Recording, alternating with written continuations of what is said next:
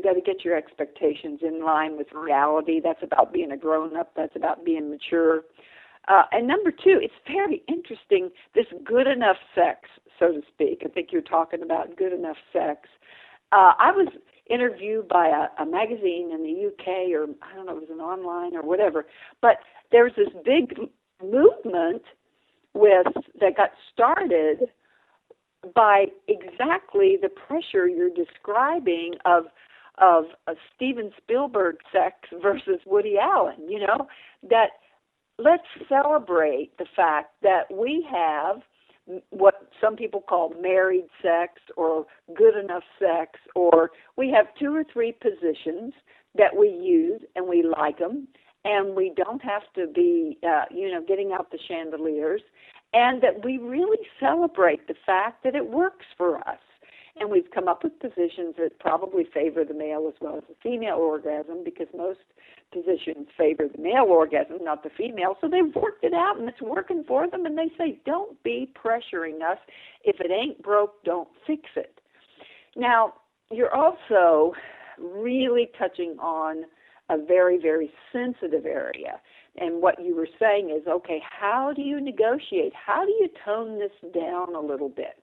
Well, nowadays, the number one form of sex education for kids and teenagers and young adults, emerging adults, is pornography. That's a sad fact. And if you can just think about, if you've ever seen a porn film, what that would be teaching you about sex. And that everybody has a perfect body. It's all about the groans and the grunts and the thrusting, and it goes on forever, and every man has a large penis and is very erect, and every woman has a perfect body, and she loves all the, I mean, it's just, we know that porn is $1 billion industry. It's more accessible.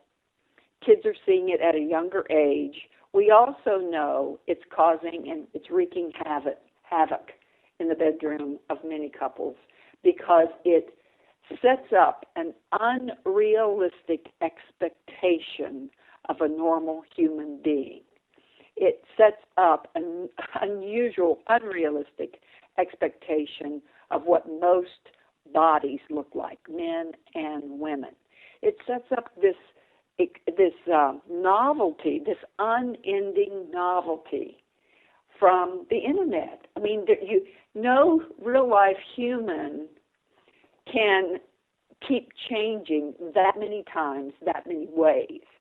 We know that what happens is you just wear out the pleasure, the dopamine circuits in the brain. You just literally wear them out, and you build up a tolerance. If you're going to stretch your expectations beyond human limits, then number one, if you keep having to have more novelty, more sex, more excitements, more unusual activities to get aroused, that's a warning sign. Number two, are you spending more time at arousing yourself in this way than you ever did before?